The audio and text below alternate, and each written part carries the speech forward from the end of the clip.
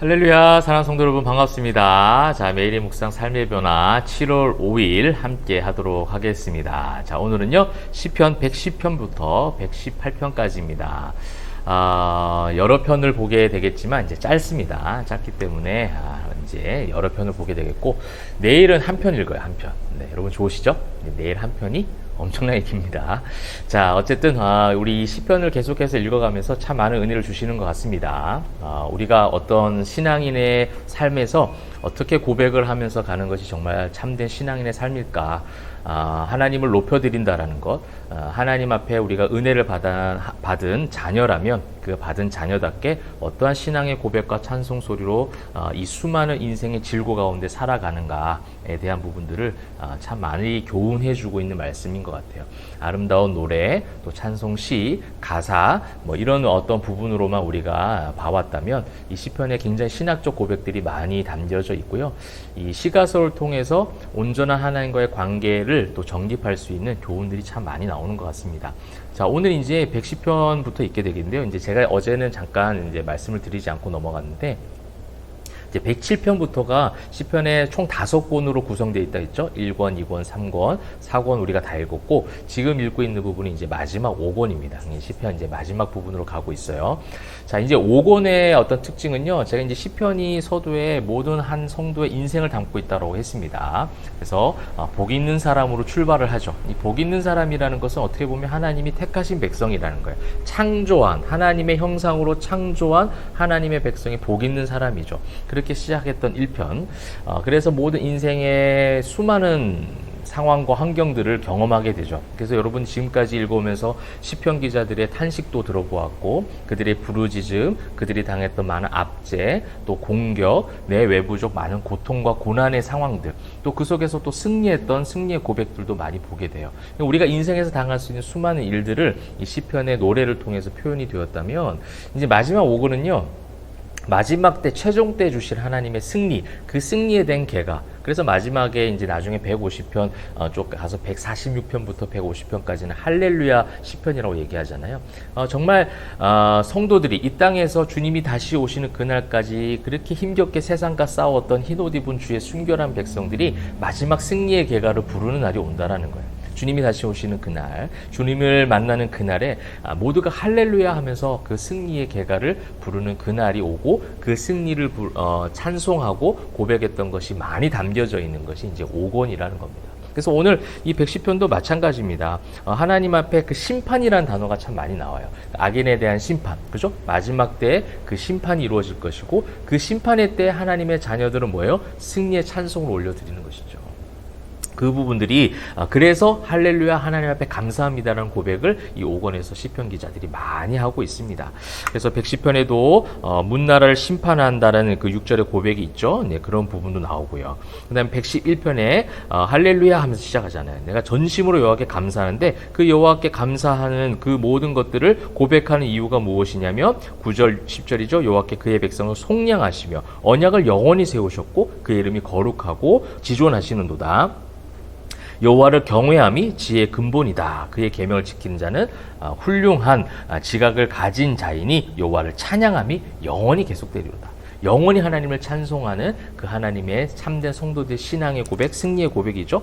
112편에도 또 할렐루야라고 시작하고 있습니다. 그러면서 6절, 그는 영원히 흔들리지 아니하며, 그렇죠? 영원히 흔들리지 않는 그 주님이 나의 주님이시고 여러분들의 주님, 우리의 주님이세요. 그 주님이 우리를 택하셨고 우리를 복 있는 사람이 되게 하셨기에 이 땅에서 흔들릴 수 있는 수많은 일들, 이 땅에서 공격당하는 많은 그런 영육의 아픔들, 그 모든 것들을 이길 수 있는 충분한 힘이 여기서 이제 발휘가 되는 것이죠. 영원히 흔들리지 않는.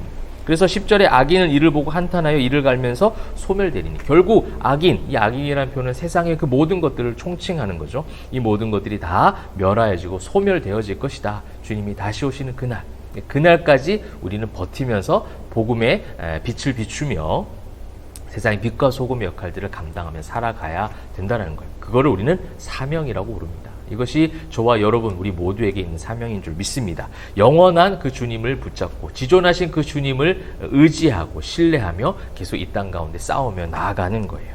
또 113편에도 또 할렐루야 시작하죠. 할렐루야. 그래서 2절 이제부터 영원까지 또 해 돋는 데서부터 해 지는 데까지 그죠? 알파와 오메가 되신 모든 영원성, 불변성을 가진 그 주님, 모든 시간을 통제하시고 역사를 주관하시는 그 하나님, 그 하나님의 마지막 심판의 때가 온다는 거예요. 해지는 때가 온다라는 겁니다. 그래서 4절 여호와는 모든 나라보다 높으시며 그의 영광은 하늘보다 높으시로다. 이 심판의 때 표현되는 모든 메시지라는 겁니다. 세상의 모든 덧없는 것들이 다 사라지고 소멸되어지고 영원한 하나님의 나라 또 영원한 하나님의 백성들이 주시는 영원한 생명 이것이 우리에게 주어진다라는 겁니다. 114편, 115편 계속해서 그러한 부분이 있어요. 하나님의 전능하심에 대한 그 고백들이 계속해서 나오고 있고요. 또 이제 115편 보시게 되면요. 9절 이스라엘아 여호와를 의지하라 그는 너희의 도움이시오 너희의 방패시로다. 그렇죠? 그러므로 이 세상에 덧없는 세상 가운데 수많은 공격 가운데 살아가지만 영원하신 하나님이 우리의 방패가 되어주셔서 막아주시고 우리와 함께 하신다는 거예요. 그래서 모든 것을 다스리시고 통치하시는 그 주님이 우리와 함께 하시기에 18절 우리는 이제부터 영원까지 여호와를 성축하라. 이 영원까지 성축한다는 고백이 오늘 반복해서 많이 나옵니다. 그죠? 그래서 영원까지. 그죠? 끝까지 우리와 함께 하시는 성도를 견인해 가시는 그 하나님의 구원의 속량의 은혜가 저와 여러분과 여러분 교회와 가정과 함께하기를 소망합니다. 자, 그래서 116편의 여호와께서 내 음성과 내 간구를 들으심으로 나와 늘 동행하시니까 당연히 나의 간구를 다 들으세요. 여러분 내 기도를 듣지 않는 것 같아라는 그 상황이 주는 그런 마음들이 있습니다. 충분히 그럴 수 있어요. 우리 인간이 약하기 때문에 또 시편 기자들의 고백 가운데 여러분 많이 발견했잖아요. 여호와여 잠잠하지 마옵소서. 이게 뭐예요? 내가 지금 기도하고 있는데 잠잠하여 듣지 아니하시는 것처럼 느껴지는 상황이라는 거예요. 그 상황 가운데 하나님 앞에 또 나아가고 토로하고 고백하죠. 그래서 2절 그의 귀를 내게 기울이셨으므로 내가 평생 기도하리로다. 그러나 승리하는 영원까지 주님께서 나와 함께 하심을 믿는 성도들은 그 응답도 무응답도 모든 것이 하나님이 내 기도를 좀 듣고 계신다는 확신을 갖고 있는 신앙의 승리의 고백이죠. 여러분의 그 고백이 있기를 바라고요.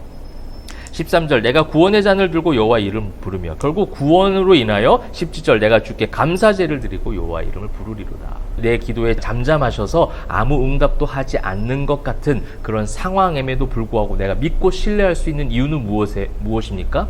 그 상황 가운데도 내가 감사제를 올려드릴 수 있는 이유는 무엇입니까? 하나님 나를 구원하셨다는 것. 영원까지 나와 함께 하시고 동행하셔서 끝내 나에게 승리의 계가를 부르게 하실 그 하나님이 나의 하나님, 나의 아버지다. 이것 때문에 지금 내 기도에 잠잠하시는 것 같고 귀를 기울이지 아니하시는 그런 상황인 것처럼 느껴지지만 그것을 넘어서는 신앙의 고백을 이제 이 마지막 때에 성도가 하고 있는 것이죠. 117편에도 그 진실하심이 영원함이로다. 할렐루야. 영원에 대한 고백이 굉장히 많이 나오고 있습니다. 그래서 118편 여호와께 감사하라. 그는 선하시며 그의 인자하심이 영원함이로다. 여러분 암송하고 계시죠? 어제 그 고백 많이 하셨습니까? 선하시며 그 인자하심이 영원함이로다. 나를 구원하셨기 때문에. 그래서 그 뒤에 보시게 되면 어떤 역사적 고찰들이 나와요. 모든 성전의 성벽의 무너짐, 이스라엘 백성들의 수많은 그 무너짐 가운데 그럼에도 불구하고 우리를 다시 한번 그 성전의 터를 세우시고 복귀하게 하시고 포로 생활에서 귀환하게 하셔서 다시 회복시키셨던 그 감사의 고백, 그 선하시고 인자하심을 그 영원하신 선하심과 인자하심을 찬송하고 지금 올려드리고 있는 거죠. 여러분 15절 보십시오. 의인들의 장막에는 기쁜 소리, 구원의 소리가 있으며 여호와의 오른손이 권능을 베푸시며.